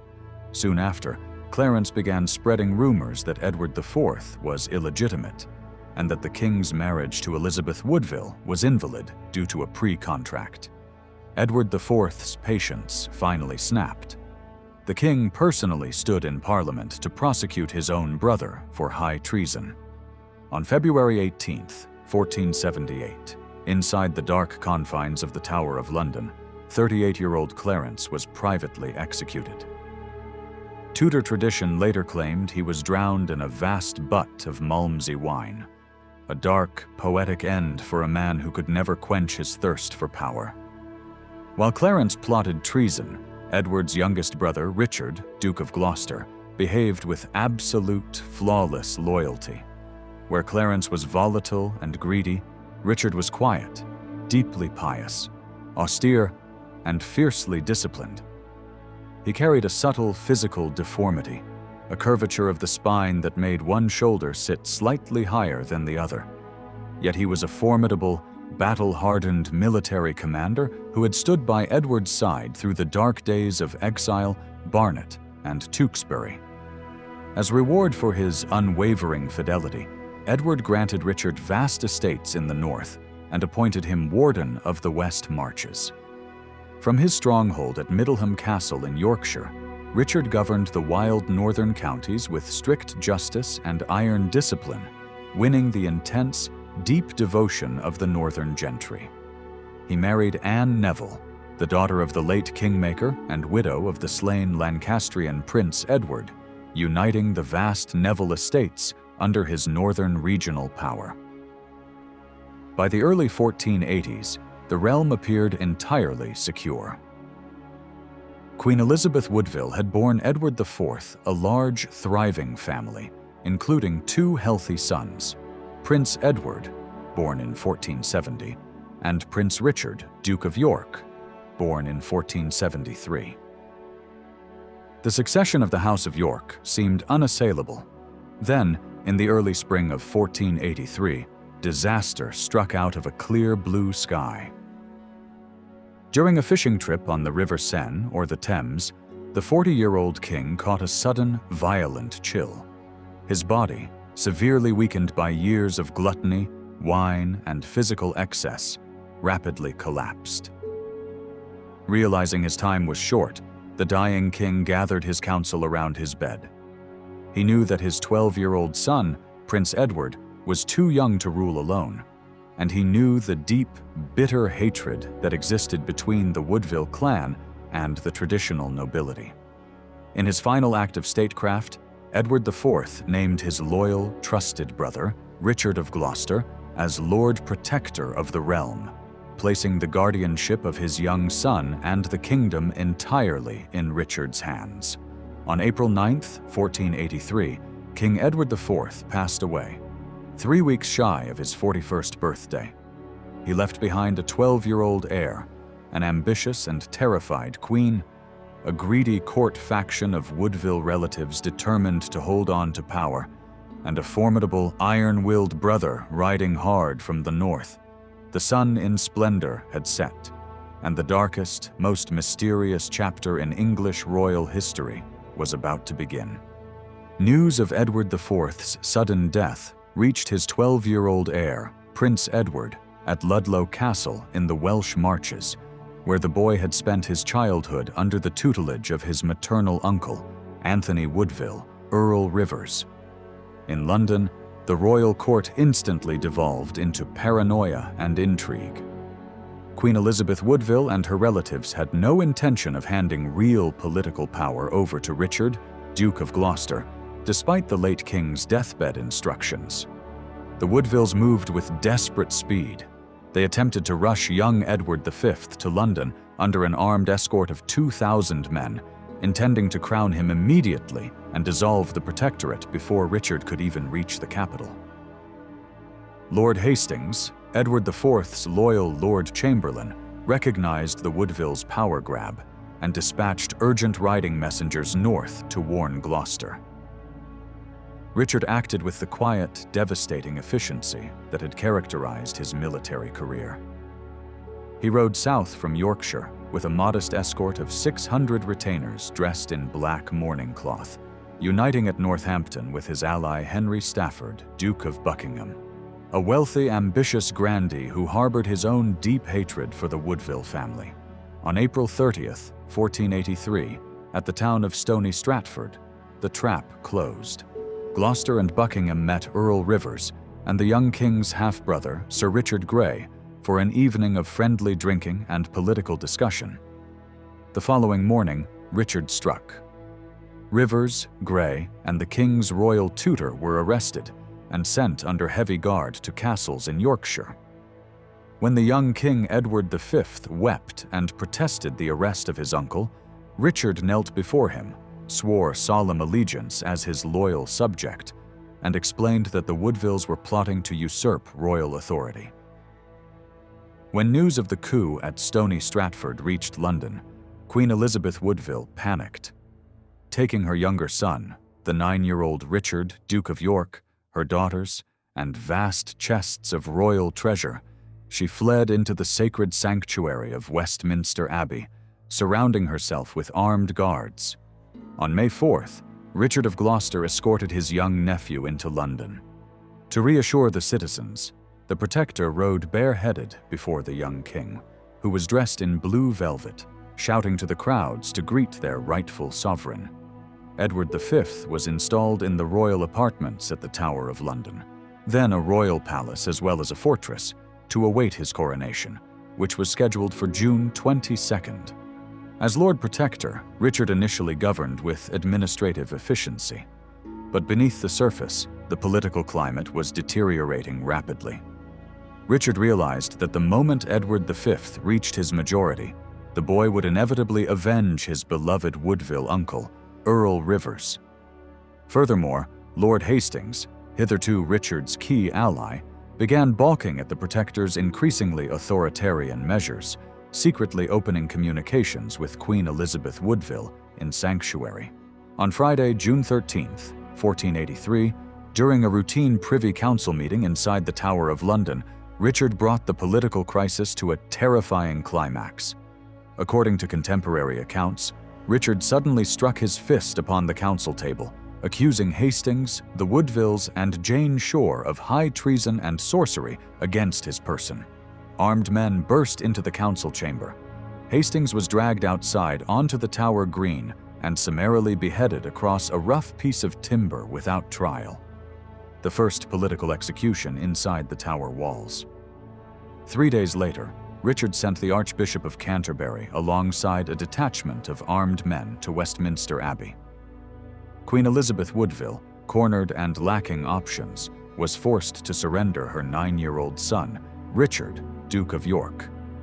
The young prince was taken to the Tower of London to join his older brother. With both young princes under his lock and key, Richard executed his final breathtaking move for the crown. On June 22nd, the day originally appointed for Edward V's coronation, a prominent clergyman named Dr. Ralph Shaw preached a sensational sermon at St. Paul's Cross before the gathered crowds of London. Shaw declared that the late King Edward IV had been legally pre-contracted to marry another noblewoman, Lady Eleanor Talbot, prior to his secret wedding to Elizabeth Woodville.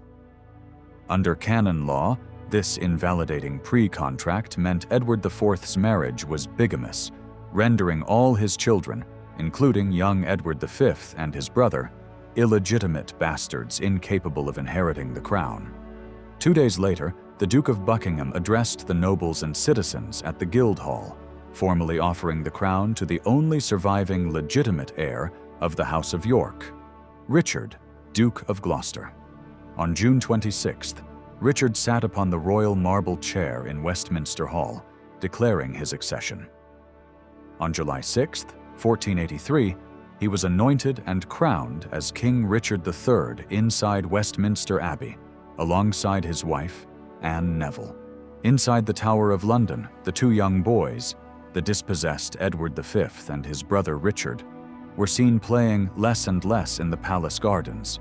By late summer 1483, they were moved deeper into the inner apartments of the Garden Tower, later renamed the Bloody Tower. Then, they simply vanished from human sight. No public funeral was ever held, no bodies were produced, and no official announcement was ever made regarding their fate. Rumors immediately swept across England and Europe that the young princes had been smothered in their beds with pillows on the orders of their uncle, King Richard III. Whether murdered by Richard by the Duke of Buckingham, or by royal officials seeking to curry favor, the disappearance of the two boys cast an indelible, dark stain over the new king's reign. Richard III had won the crown through sheer speed, ruthlessness, and legal maneuver. But in doing so, he had utterly shattered the Yorkist establishment, alienated the traditional nobility, and appalled the common people. The sun in splendor had been extinguished by usurpation, and across the English Channel, in the Duchy of Brittany, an obscure exile with a threadbare Lancastrian claim was preparing to sail. In the autumn of 1483, King Richard III stood at the height of his power, yet his throne rested on shifting, treacherous sands. The mysterious disappearance of the young princes in the Tower sent shockwaves through England, shattering the loyalties of Yorkist stalwarts who had served Edward IV. Seizing upon this growing public outrage, two extraordinary women, Lady Margaret Beaufort, mother of the exiled Henry Tudor, and the Dowager Queen Elizabeth Woodville, forged a secret, underground alliance. Their plan was simple yet radical. Henry Tudor would invade England, unite the Lancastrian cause with disaffected Yorkists, marry Elizabeth Woodville's eldest daughter, Elizabeth of York, and claim the crown. But before Henry could even cross the English Channel, Richard's chief ally, Henry Stafford, Duke of Buckingham, suddenly turned traitor and launched a premature rebellion in October 1483. Torrential autumn rains flooded the Severn River, preventing Buckingham's forces from joining Henry Tudor's fleet. The rebellion collapsed in chaos. Buckingham was captured and executed, while Henry Tudor was forced to retreat to France. For 2 years, Richard III tried to consolidate his position. But then, tragedy struck at the very heart of his reign.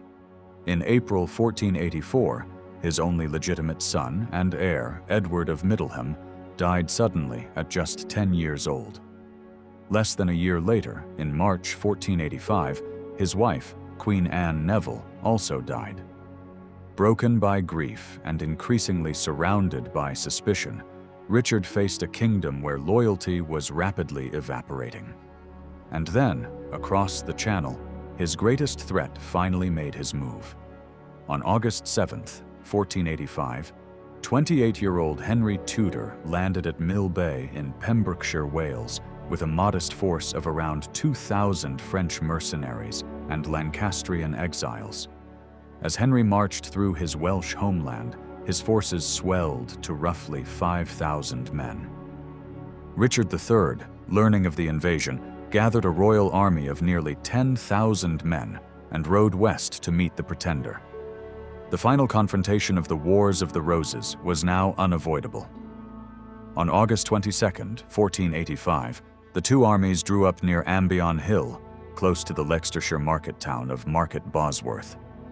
Richard III held the commanding high ground on Ambion Hill with a massive force, while Henry Tudor's army stood below. But there was another army on the field. A third force of around 4,000 men, commanded by Lord Thomas Stanley and his brother, Sir William Stanley, stood perched on a nearby ridge, refusing to commit to either side. Their neutrality was more dangerous than it appeared. Though nominally loyal to Richard, Lord Stanley was secretly married to Henry Tudor's mother, Lady Margaret Beaufort. As the battle opened, Richard's vanguard under the elderly Duke of Norfolk engaged Henry's veteran commander, the Earl of Oxford. Oxford held his men in tight formation, expertly repelling the royal charges. And then Richard saw an opportunity. Henry Tudor was riding with only a small escort of bodyguards toward the Stanleys' position. If Richard could kill Henry before the Stanleys committed themselves, the rebellion could collapse in an instant. So Richard III made a desperate gamble. Donning his golden crown atop his steel helmet, Richard led a thunderous cavalry charge of roughly 800 mounted knights directly down Ambion Hill. His target was Henry Tudor himself. Richard fought with terrifying fury. He cut down Henry's giant standard-bearer, Sir William Brandon, unhorsed the formidable knight Sir John Cheney, and came within sword's length of Henry Tudor himself. For one extraordinary moment, the entire future of England hung on the edge of a sword. Then Sir William Stanley made his decision. "If the king kill Richmond, we are all ruined," Stanley declared, ordering his 4,000 men to plunge down the ridge directly into the flank of Richard's charging knights. The trap had closed. Surrounded, weighed down by heavy armor, and trapped in marshy ground, Richard refused to flee. When his men urged him to take a fast horse and escape, Richard roared, "I will die King of England today!" He fought fiercely to his final breath until his helmet was beaten into his skull and he was cut down by Welsh halberds. He was 32 years old, the last English king to die in battle. And with Richard's death, the Plantagenet age effectively came to an end. According to tradition, Richard's battered crown was recovered from a hawthorn bush on the battlefield and placed upon the head of Henry Tudor by Lord Stanley, proclaiming him King Henry VII. But Henry's victory was not simply the triumph of Lancaster over York. It was the beginning of something entirely new. The legacy of the red and white roses. The death of Richard III at Bosworth Field brought a decisive end to the Plantagenet dynasty, which had ruled England since 1154. In January 1486, Henry VII fulfilled his solemn oath by marrying Elizabeth of York, uniting the rival bloodlines of Lancaster and York. To symbolize this reconciliation, Henry adopted a new royal emblem, the Tudor rose, intertwining the white rose of York with the red rose of Lancaster. And so the grand, bloody drama of the House of Lancaster came to a close, not with a whimper, but in the thunder of steel at Bosworth Field. In just under a century, a single family had risen from a wealthy duchy to seize the English throne, conquer France, lose an empire, and drag their nation through 3 decades of catastrophic civil war. They proved that while a crown can be won through bold ambition and sheer force of arms, ruling a kingdom requires something far rarer: legitimacy, wisdom, and the fragile consent of a governed people. Through 30 years of dynastic bloodshed, political murder, and catastrophic war, the English monarchy had been transformed. The unchecked power of the medieval baronage lay broken on the fields of Towton, Barnet, and Bosworth, paving the way for a more centralized monarchy and the emerging political world of the Renaissance. When Henry Tudor picked up Richard III's battered crown from that hawthorn bush and merged the red rose of Lancaster with the white rose of York, he did more than found a new dynasty. He closed the door on the medieval world and ushered in the Tudor age. Out of the ashes of the Wars of the Roses, the Tudor century had begun. If you enjoyed this deep dive into the blood, brilliance, and downfall of the Lancastrian dynasty, make sure to hit that like button, subscribe, and share this video with fellow history lovers. But there is one question worth considering. Which moment in the Lancastrian saga was the true point of no return? Was it Bolingbroke seizing the throne in 1399? Henry V's sudden death in 1422? Or the betrayal of the Kingmaker? Let me know your thoughts in the comments below. Thank you for watching, and we'll see you in the next chapter of history.